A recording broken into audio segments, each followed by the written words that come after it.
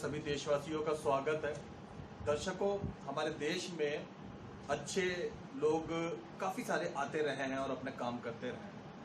हम लोग जिन अच्छे बहुत बेहतर काम करने वाले समाज के लिए जानते हैं, जैसे मदर टेरेसा हैं, बाबा आमटे हैं, सत्येंद्र विद्यार्थी हैं और एक पाठक साहब हैं, बिंदेश्वर पाठक साहब। ये वो लोग हैं दोस्तों, जिन्होंने समाज के लिए समाज के किसी खास हिस्से के लिए बहुत अच्छे अच्छे काम करे और दुनिया ने उनको इस वजह से काफी सम्मान दिया। दो प्रकार के लोग इस समाज के अंदर में, एक जिनको पद्म भूषण, भारत रत्न मिला और पद्मश्री वगैरह मिला उनके नेक और अच्छे कामों की वजह से, और उन्होंने और अच्छे काम किए। और एक इस प्रकार के लोग रहे जिनको कोई पद्म भूषण, कोई भारत रत्न, कोई पद्मश्री नहीं मिला, फिर भी उन लोगों के काम आते रहे और अपने अपनी धुन में चलते रहे। आज हम आपको आउटर दिल्ली के एक ऐसे ही कपिल अग्रवाल जी से मिलवा रहे हैं। कपिल अग्रवाल जी सच में वही शख्स है जिन्होंने कभी किसी इनाम इकराम की कोई आशा नहीं करी और आउटर दिल्ली क्षेत्र में, बल्कि मेरे ख्याल से शायद पूरी दिल्ली क्षेत्र में, उन्होंने विकलांगों के लिए बहुत कार्य करे। जो लोग आउटर दिल्ली के रहने वाले नहीं है उन्हें मैं पर्सनली तौर पे बता दूं कि जिन लोगों की जानकारी में भी शारीरिक मानसिक विकलांग लोग या शारीरिक विकलांग लोग या विकलांगता से जुड़े हुए सरकारी कामकाज और कागजों से जुड़ी हुई समस्याएं आती हैं, ऐसे लोग उनसे टकराते हैं, वो निसंकोच कपिल अग्रवाल जी के पास उनको भेज देते हैं। जिनको कुछ नहीं मालूम होता कहते हैं वो वहां चले जाओ, वो बेहतर काम करते हैं। कपिल अग्रवाल जी सच में विकलांगों के लिए बहुत बेहतर ढंग से काम कर रहे हैं, विभिन्न प्रकार की योजनाओं पे काम कर रहे हैं। क्या क्या योजनाएं और किन किन क्षेत्रों पे वो काम कर चुके हैं, आइए हम उन्हीं की जबानी उनसे सुनते हैं। कपिल जी, ताजा खबर चैनल में आपका स्वागत है। बहुत लंबे समय से सच में हम आपका इंटरव्यू लेने के लिए आपके पीछे थे, पर संजोग से आपका समय नहीं मिल पा रहा था। सबसे पहले हमारे दर्शकों को ये बताइए, कितने वर्ष हो गए आपको परेशान हाल या विकलांग मनुष्यों के लिए काम करते हुए, या जो भी शब्द आप उनके लिए इस्तेमाल करते हो? हमारे जो दिव्यांग भाई बहन है, वो चाहे आउटर दिल्ली के हों या दिल्ली के या एनसीआर के जी, या मैं कहूँगा कि लगभग 22 राज्यों में हम लोग काम करते हैं। चाहे हम कुछ भी करें, मेन उद्देश्य तो हमारा केवल मार्गदर्शन ही रहता है कि आज की डेट में सरकार का या गैर सरकारी संस्थाओं की बहुत सारी योजनाएं हैं जो दिव्यांग लोगों तक नहीं पहुंच पाती। हमारा जो ये संस्था का जब हमने बनाया था, कुछ विकलांग बच्चों ने ये संस्था बनाई थी, तो हमारा उद्देश्य यही था कि हम लोगों को कम से कम ये बता पाए कि सरकार क्या फैसिलिटी देती है, क्या स्वयंसेवी संस्थाएं क्या फैसिलिटी देती है, क्योंकि सारी जो फैसिलिटी होती है वो विकलांग व्यक्ति वहां तक पहुंच ही नहीं पाता और वो वंचित रह जाता है उन फैसिलिटीज को लेने से।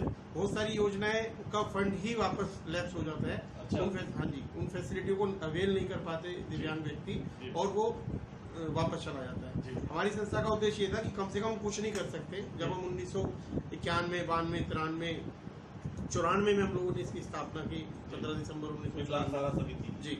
और पिछले वर्ष ही हम लोगों ने 25 साल पूरे करे हैं और उसका भी हमने बहुत अच्छा सभी दिव्यांग बच्चों को बुला के, लोगों को बुला के, पुराने लोगों को बुला के उनको हमने अवार्ड दिए, उनके हिसाब से कल्चर प्रोग्राम कराया। बहुत ही अच्छा हमने प्रोग्राम उस समय किया था बंगोलपुरी में, जहाँ पे हमारा स्थापना हुआ था उसी जगह पे हमने किया। अच्छा। दिल्ली के हर विकलांग व्यक्ति को उसमें सम्मिलित करने का मौका दिया था, वो अपनी परफॉर्मेंस दिखाए और बहुत अच्छा प्रोग्राम रहा। बहुत सारे लोग आए, लगभग 50 हमने उसमें अवार्ड दिए जिन लोगों ने हमारा पूरा साथ दिया 25 साल में, चाहे वो सरकारी अधिकारी हैं, चाहे स्वयंसेवी संस्थाएं, चाहे हमारे डोनर्स हैं, चाहे हमारे सहयोगकर्ता किसी भी रूप में जिन्होंने सहयोग किया, उन सबको हमने अवार्ड देके भी उनका हौसला अफजाई किया। अवार्ड इसलिए दिया कि वो और लोगों को प्रेरित करें कि वो संस्थाओं का, इस तरह के लोगों का ध्यान रखें, उन लोगों के लिए काम करें। जहाँ तक आपका जो ये आता सवाल की क्या क्या सुविधाएं दिल्ली सरकार की या पहला हमारा सवाल है कि आप इस लाइन में आपका आगमन कैसे हुआ? जी, मैं ये बताना चाहूंगा कि मैं खुद शारीरिक रूप से दिव्यांग हूँ जी, और मैं देखता था अपने आसपास का माहौल, देखता था अपने दोस्तों को देखता था, तो हम लोग आपस में इस बात का जिक्र करा करते थे। जब मैं अपने स्कूल लाइफ में था तो बहुत सारे बच्चे, अलग अलग यूज बच्चे कुछ वर्ड बोल के हमें चिढ़ाते थे, बताते थे, इस तरह से करते थे। तो तब मैंने अपना एक गेम चालू किया, ताइक्वांडो में खेला। अच्छा। ताइक्वांडो में मैं बहुत मेडल जीते, गोल्ड भी जीता, सिल्वर भी बहुत सारे थी। और मैं उससे उस समय अपना जो लाइन था, साथ साथ हम लोग विचार करते थे दोस्त, क्योंकि वो जो मेरे फ्रेंड थे वो इस ताइक्वांडो गेम में नहीं थे। अच्छा। एक ट्यूबलाइट हुआ करती थी मंगोलपुरी थाने के साथ में, हमारे पास बैठने के लिए जगह नहीं थी, तो हम लोग वहीं पे शाम को अपना टाइम 4 बजे 5 बजे से लेकर 8 के 9 बजे तक अपने स्कूल के बाद हम वहाँ बैठते थे और लोगों को आना भी चालू हुआ, लोगों को बताना हमने चालू किया कि भाई कहाँ से क्या फैसिलिटी मिलती। तो हम जो दोस्त थे हम लोगों ने आपस में अपनी अपनी जिम्मेदारी बांट ली। विकलांग सर्टिफिकेट किसको बनवाना है, तो एक व्यक्ति की ड्यूटी लगाई कि वो विकलांग सर्टिफिकेट के लिए जितने भी लोगों को आएंगे उनको इकट्ठा करके बस में लेके जाएगा और वो सर्टिफिकेट बनवा के लाएगा। उस समय तक कोई एनजीओ कुछ नहीं थी? नहीं, उस समय तक पर्सनली मदद करते 91 जज्बे को वाकई सलाम है।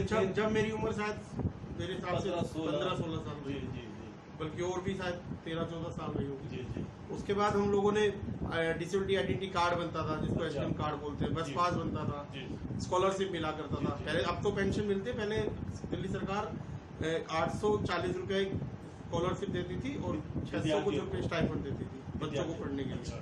अब लेकिन उसको पेंशन में, वो भी उसके पीछे भी बहुत बड़ी कहानी है इसको पेंशन तक लाने में। साथ ही साथ वो सब फैसिलिटी हम लोगों ने ग्रुप वाइज अपने हिसाब से बांट ली कि बट्टी सोलंकी जो है ये देखेंगे, धर्मेंद्र ये देखेंगे, संजीव गौतम ये देखेंगे, धर्मेंद्र गौतम ये देखेंगे, महेंद्र सिंह ये देखेंगे। तो अलग अलग फैसिलिटी मेरे हिस्से में था डिसेबिलिटी सर्टिफिकेट बनाना और HDMI कार्ड बनाना। तो मैं जितने भी डिसेबल्ड हुआ करते थे हमने DTC को बोल के अपने यहाँ विकलांग पार्क हमारा एक ऑफिस था, उसकी स्थापना हमने करी थी।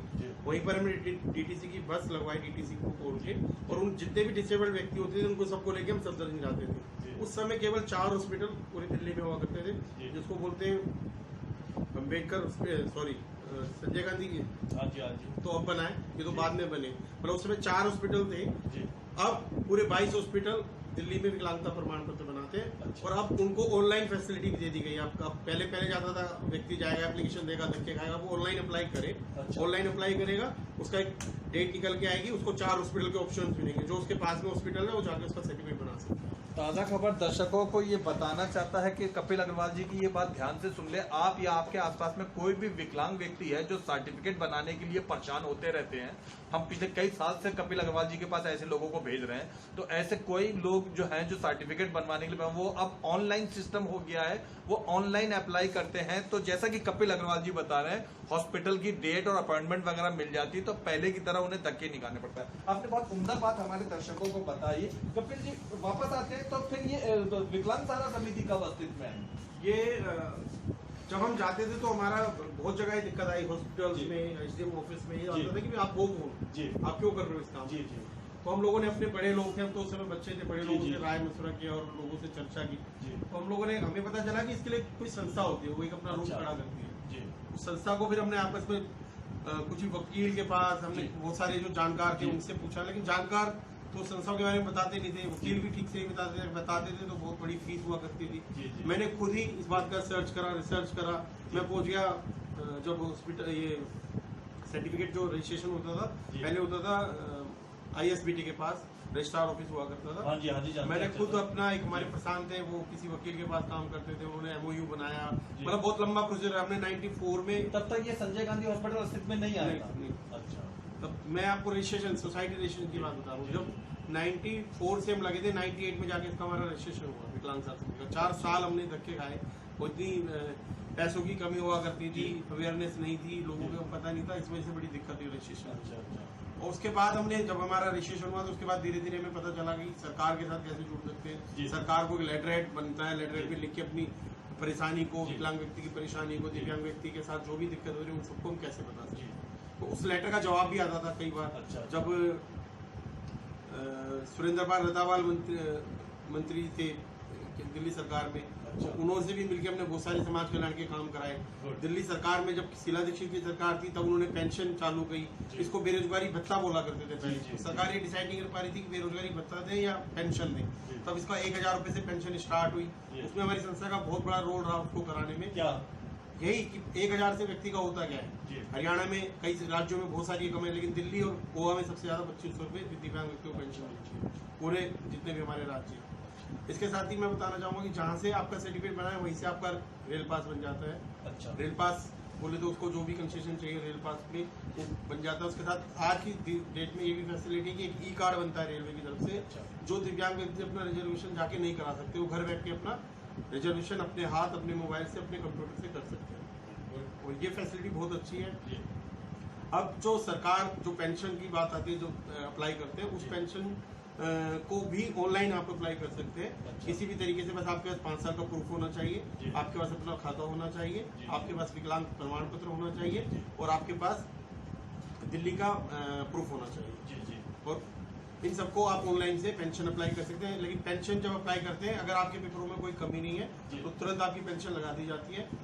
इस कोविड में मैं आपको बताना चाहूंगा कि बहुत सारे लोगों के, हमारे पास जो लोग थे, हम राशन बांट रहे थे, सूखा राशन बांट रहे थे, बहुत सारे लोग कहते थे कि भाई हमारी पेंशन नहीं आ रही। हमने लगभग समाज कल्याण विभाग के अधिकारियों से मिलकर बहुत सारे लोगों का, जिनका क्यूरी रेज था या क्यूरी रिप्लाइड था या सेंशन था, पैसे नहीं आ रहे, उन सबके लिए काम किया।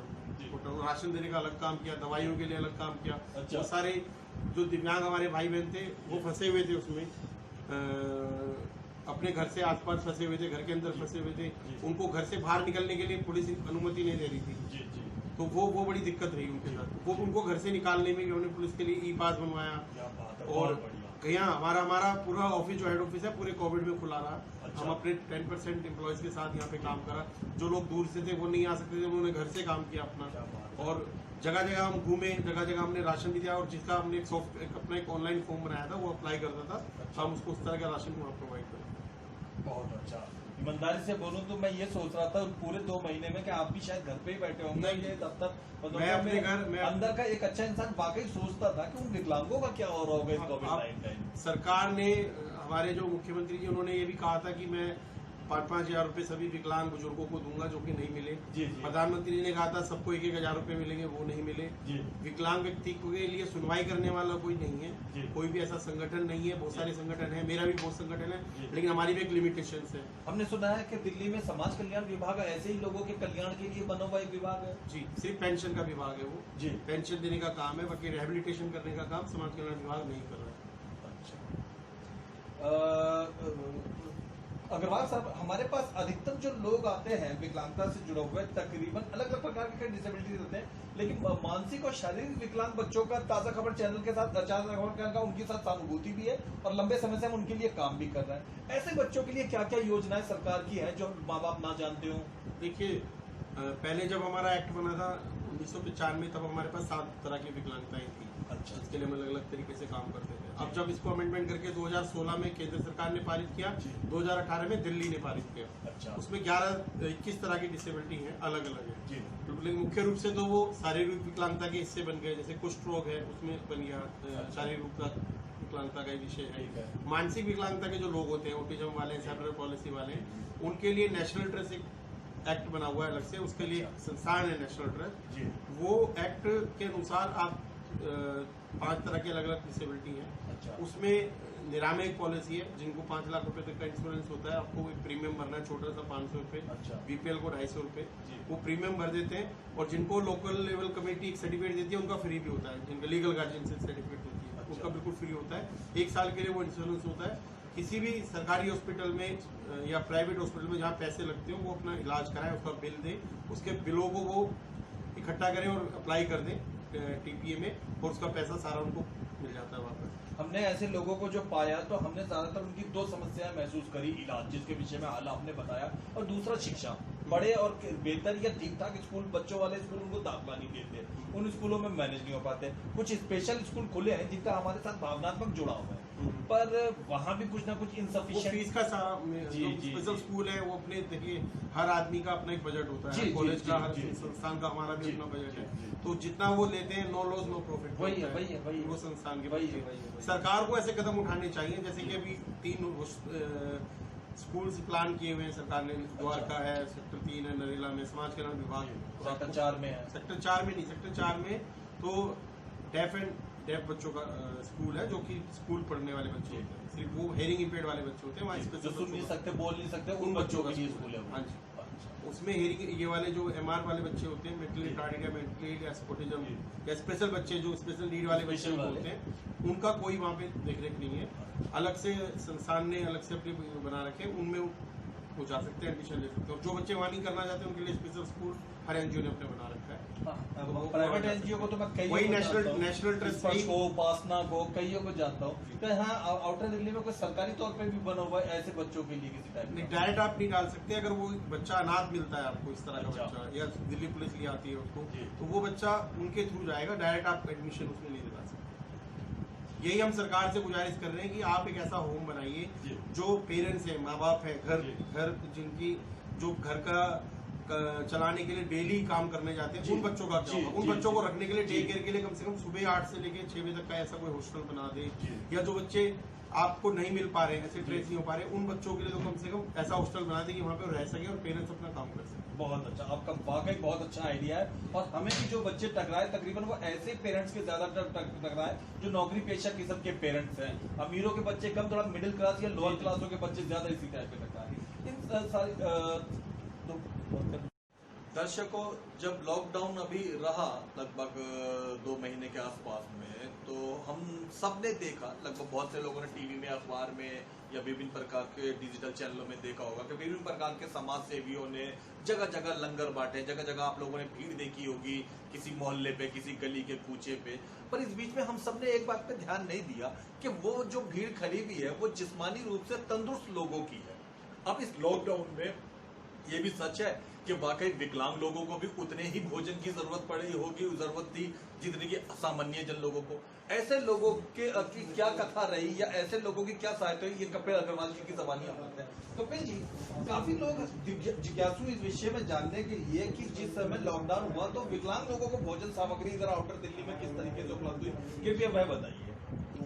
देखिए, जब जैसे ही लॉकडाउन हुआ तो हमने आपस में चर्चा करी, 25 तारीख से 26 को करी, 27 तक हम लोग में दिमाग में बात नहीं आई, 26, 27, 28 तारीख तक, कि भाई क्या दिव्यांगों को भी राशन की दिक्कत हो सकती है। लेकिन मेरे पास एक फोन आया, उसने कहा कि सर ऐसे लॉकडाउन में मैं तो डेली पुलिस का काम करता हूँ और मैं डेली कमाता हूँ, डेली खाता हूँ, अब आज का तो हो जाएगा लेकिन कल का नहीं हो पाएगा। तो मैंने कहा ये बात तो ठीक है। फिर मैंने अपनी गवर्निंग बॉडी के लोगों से बात की, उन्होंने कहा ठीक है हम करते हैं। तो किसी ने 2000 दिए, किसी ने 3000 दिए, किसी ने 1000 दिया, तो 27,500 रुपये हमारे पास इकट्ठा हुआ। अच्छा, उसका हमने उसी टाइम राशन खरीदा और हमने उस व्यक्ति को तो दिया ही, और उसके अलावा जिस व्यक्ति का पता चलता रहा, फिर हमने कहा पता कैसे चलेगा, ऐसे तो और कोई करेगा। तो हमने क्या करा, अपना एक ऑनलाइन फॉर्म बनाया। अच्छा। बहुत सिंपल सा फॉर्म, उसमें 4 चीजें हमने रखी। जी। नाम बताइए, एड्रेस बताइए, दिक्कत बताइए। उसके अलावा भी कोई दिक्कत है आपको, पेंशन की कोई दिक्कत है, सरकार से पेंशन नहीं आ रही है, राशन नहीं आ रहा है, ई कूपन में दिक्कत है, आपको घर में बाहर निकलने में दिक्कत है, जो भी दिक्कत है वो भी लिखिए, यानी कि राशन को टिक करना है आपको। तो वो सब हमारे पास एक डाटा एक्सेल में आ गया। अच्छा। अब एक दिन में हमारे पास लगभग 100 से ऊपर वो एंट्री आ गई। फिर मैंने अपने 1-2 स्टाफ को जो घर में ही थे उस समय, ये मैं आपको फर्स्ट लॉकडाउन की बता रहा हूँ, जब 21 दिन का लगा, तो लगभग 1 हफ्ते तक हमें ये पूरी कहानी प्रोसीजर में आ गई हमारी। हमने पूरा देख लिया कि हमें करना क्या क्या है। फिर और लोगों से हमने बात की, अपने डोनर से बात की, उन्होंने दिया कुछ पैसा ट्रांसफर कराया। उस पैसे से हम लोगों ने सूखा राशन लिया और उनको पहुंचाया इस फॉर्म के जरिए। जब फॉर्म आता था तो उसकी इंक्वायरी हम ये करते थे, फोन पे 2-3 चीज हमारा जो ऑफिस का, जो घर बैठ के काम कर रहा था ऑफिस का स्टाफ, वो पूछ लेता था कितने लोग हैं, क्या करते थे, क्या नहीं, क्या सच्चाई है, वो सब जान लेते थे। कुछ और जो विकलांग व्यक्ति है वो क्यों, जो जरूरत है वही भरेगा उस फॉर्म को, कोई ऐसा तो नहीं कि कोई सही परिवार का भरेगा। तो वो हम सबको, जिन्होंने, हमने किसी का रिजेक्ट नहीं करा, जो भी परिवार का मुखिया विकलांग था हमने उसको राशन दिया। उसमें लगभग 15 दिन का था और लगभग 1000 रुपए तक का उसमें आइटम था। चावल, चीनी, दूध, सरफ, हाथ धोने का साबुन, बहुत सारी चीजें। और हमने कोई उसके लिए फोटोग्राफी का प्रोविजन निकाल, फोटो खिंचाओ, उसकी मर्जी है फोटो ना, हमने पब्लिश किया कि फोटो है। अब बाद में लोग दिखा रहे हैं तो हमने कुछ फोटो दी। मैं इस बात का विरोध भी कर रहा था कि लोग राशन दे रहे तो फोटो क्यों खिंचा रहे हैं, सिर्फ हम एक रिकॉर्ड के। फिर हमारा सबसे बड़ा टाटा पावर ने पहल की, खुद उन्होंने पहल की, Tata power Delhi distribution limited ने, जिसके साथ हम अपना BT सेंटर चलाते हैं। उन्होंने हमें कुछ अमाउंट दिया और उसके थ्रू भी हमने बहुत सारा राशन उनके मुखियाओं को दिया। जब राशन मिल जाता है उसके बाद वो 15-20 दिन के बाद फिर लोगों का कुछ आया तो वो उनको फिर दोबारा एक बार हमने दोबारा दिया। जिन भी लोगों को जरूरत पड़ी कि भाई अब हमारा खत्म हो गया, लेकिन हमें सरकार की सहयोग नहीं मिल रहा है। सरकारें अपने हिसाब से काम कर रही थी, जो धूप में लग के भी, लाइन में लग के, लेकिन विकलांग व्यक्ति लाइन में नहीं लग सकता ना, विकलांग व्यक्ति अपने घर से निकल के जा सकता है। तो हमने उन परिवारों को खोजा और जो लोग दूर के थे, मतलब अब तो ये बात है कि हम तक मिल गए और उनके चले गए, लेकिन आप मेहरोडी के बंदे के पास हम कैसे जाएं, काफी दूर पड़ेगा, दिल्ली यूनिवर्सिटी कैसे जाएं, सब लॉकडाउन में बंद पड़ा है सारा। तो मैंने खुद अपने हिसाब से किया कि आसपास के दुकानदार को, जब हम व्यक्ति से बात करते थे, हम बोलते थे अपने आसपास के दुकान वाले के पास जाओ, उसका पेटीएम नंबर मुझे दे दो, मैं उसके पेटीएम पे पैसे डाल देता हूँ और वो पैसे आपका राशन दे देगा। कोई कहता है कि नहीं है तो भैया तुम अपना पेटीएम बता दो। ऐसे भी 12-13 केस हमने करे, पेटीएम से कम हमने 60-65 केस किए। बहुत बढ़िया। और तारीफ करी जाए आपकी। और जो व्यक्ति के पास दुकानदार के पास पेटीएम नहीं, लेकिन दुकानदार क्योंकि वो एरिना बंधा हुआ है जी उस एरिने से ना तो दुकानदार के पास जा सकता बाहर, ना वो घर के बाहर आ सकता। तो वो तो हम उसी को पेटीएम कर देते थे, भैया तो अपनी फोटो खिंचा के। पर ये भी थोड़ा था कि क्योंकि रिपोर्ट अपनी संस्थाएं रखती है, भाई अपनी एक फोटो राशन के साथ अपनी खिंचा के मुझे व्हाट्सएप कर देना, वो हमने रिपोर्ट में अपने रखेंगे। ये प्रोविजन रखने का। बहुत बढ़िया। अंतिम प्रश्नों की तरफ आते हैं। कपिल जी, हमारे दर्शकों को बताएं, दर्शकों नीचे स्क्रीन पर आप कपिल अग्रवाल जी का नंबर देख रहे हैं, जिनको भी जो भी दिव्यांग बंधुओं को किसी प्रकार की कोई असुविधा हो, वो फोन करके यहाँ पे इंफॉर्मेशन ले सकते हैं। किस किस प्रकार के विकलांगजन आपके पास आ सकते हैं, या किन किन के लिए मतलब आपके पास समस्याओं के समाधान? हमारे पास ज्यादातर तो हम शारीरिक रूप से विकलांग व्यक्तियों की हेल्प करते हैं जी। चाहे वो एक्सीडेंटल केस हो, चाहे वो पोलियो केसेज हो, उन दोनों तरह से हम हेल्प करते हैं। हेयरिंग इम्पेयर्ड जो बच्चे होते हैं, जो सुन नहीं सकते, बोल नहीं सकते, उन बच्चे या उन बड़ों की सेवा करते हैं। उसके अलावा जो स्पेशल नीड वाले बच्चे या लोग होते हैं उनकी हेल्प करते हैं। अभी ये ब्लाइंड लोग, लेकिन पेंशन के लिए हम सभी के लिए काम करते हैं। दिल्ली सरकार की जो पेंशन लगानी है या पेंशन किसी के रुपये है उसमें उसका कुछ साथ देना है, उस तरह हम सबको करते हैं। राशन की किसी के साथ कोई दिक्कत है वो हर तरह के विकलांग के लिए करते हैं। लेकिन जो बेसिक फैसिलिटियां नहीं है जी, जैसे अगर हम कुल मिला के सब ओवरऑल बात करें तो स्पेशल बच्चों के लिए एक निरामय पॉलिसी है और पेंशन है। अच्छा, अगर बाकी विकलांगता के लिए बात करें तो भी उनके लिए केवल पेंशन है।